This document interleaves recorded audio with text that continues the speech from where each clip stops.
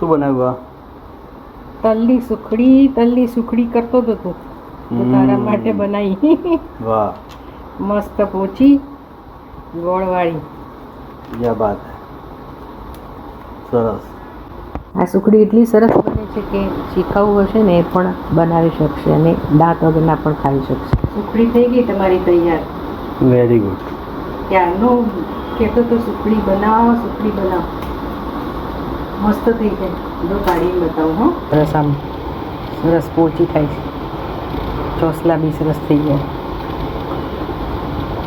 સુખડી માટે 3 કપ સફેદ તલને મેં અહીંયા 3 થી 4 મિનિટ શેકવા માટે મૂક્યા છે. ધીરા તાપે શેકવાના છે.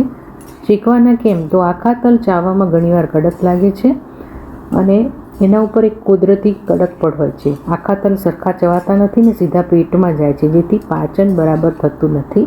તલને ધીમા તાપે શેકવાથી તેની અંદર રહેલું કુદરતી તેલ એક્ટિવ થાય છે. આનાથી તલની કડવાશ પણ દૂર થાય છે.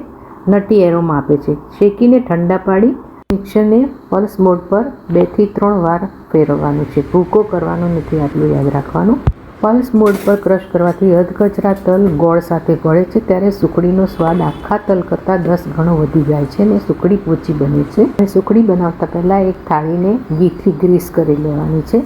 3 ટેબલસ્પૂન મેં ઘી લીધું છે. એમાં 2 કપ ઝીણો સમારેલો ગોળ લેવાનો છે. તમે ગોળને છીણીને પણ લઈ શકો છો અને નાના નાના ટુકડા કરીને લઈ શકો છો. તાપ તમારે મીડિયમ ફ્લેમથી સ્લો ફ્લેમ રાખવાનો છે. ફક્ત ગોળ ઓગળે ત્યાં સુધી જ રાહ જોવાની છે. ગેસની ફ્લેમ તમે વધારશો તો ગોળ બળી જશે અને સ્મેલ આવશે. અહીંયા મેં ઓર્ગેનિક ગોળ લીધો છે એટલે થોડું શ્યામ છે. તમે સફેદ ગોળનો ઉપયોગ પણ કરી શકો છો. તો તમે જોઈ શકો છો કે ગોળ બધો ઓગળી ગયો છે અને હવે એમાં વાટેલા તલ ઉમેરવાના છે ને તલને ધીરે ધીરે ઉમેરીને મિક્સ કરતા રહેવાનું છે. ગોળનો પાયો કરવાનો નથી, નહીં તો સુખડી તમારી લાકડા જેવી થઈ જશે. તો હવે તબક્કે બધું મિક્સ કરી લેવાનું છે હળવા હાથે અને તલ ધીરે ધીરે ઉમેરશો તો મિક્સ સરસ રીતે થઈ શકશે.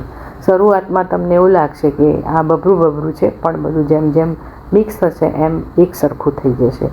હવે આ મિશ્રણને ઘી લગાવેલી થાળીમાં તાવેતાની મદદથી પાથરી દેવાનું છે. બરોબર તાવેતાની મદદથી ફિટ કરી અને ફેલાવી લઈએ. પછી એક કાના વગરની વાટકી લેવાની છે, એમાં ઘી લગાવી દેવાનું છે અને જે કાનાની ઊંધી સાઈડ હોય ને એ અંદરથી તમારે ટેપ કરતા જવાનું છે. જે કિનારો ખરબચડી લાગે છે એ સરસ રીતે સેટ થઈ જશે અને વાટકીની મદદથી આવી રીતે ઘસી લેશો તો સુખડી સરસ રીતે એક સરખી થઈ જશે.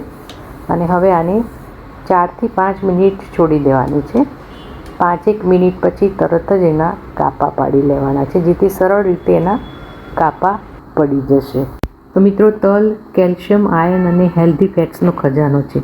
જ્યારે આપણે તલને શેકીને સહેજ વાટીને લઈએ છીએ ત્યારે આપણા શરીર માટે તેમાંથી કેલ્શિયમ અને અન્ય વિટામિન્સ શોષી લેવાનું સરળ બને છે અને સુખડી માત્ર સ્વાદિષ્ટ નહીં પણ 100% હેલ્ધી બને છે. ગોળ અને તલનો એવો જામ્યો છે મેળ, પાયા વગર પણ જુઓ રસોઈનો ખેલ. બટકું ભરતા હવે ક્યારેય દાંત નહીં દુખે. રૂ જેવી આ પોચી સુખડી સૌ કોઈ ખાશે સુખે. તો એને ઉખાડવા માટે વચ્ચે તાવેતાની મદદથી ઉખાડવાની, તો બધી સરસ રીતે ઉકળશે ને ભાગશે નહીં. આવી રીતે તમે જોઈ શકો છો કે એકદમ પોચી અને સરસ થાય છે. બધી મેં કાઢી લીધી છે. સુખડીનો પ્રસાદ ભગવાનને ધરાવેલો. હવે તમે આરોગો. સુખડી કરતો હતો ને. ક્યાં બાત છે. ઓર્ગેનિક ગોળ એટલે સહેજ આમ લાગે છે પણ ટેસ્ટમાં મસ્ત છે ને. જલસા કરો. સુખડી જોઈને મોંમાં પાણી આવ્યું હોય તો લાઈક કરો, વડીલો અને બાળકોના હેલ્થને સ્વાદ માટે શેર કરો. આવી જાઓ નવી હોમમેડ હેલ્થ રેસિપી જોવા માટે સબસ્ક્રાઈબ કરો. Thank you for watching. Enjoy. ફરી મળીશું. Take care. Bye bye.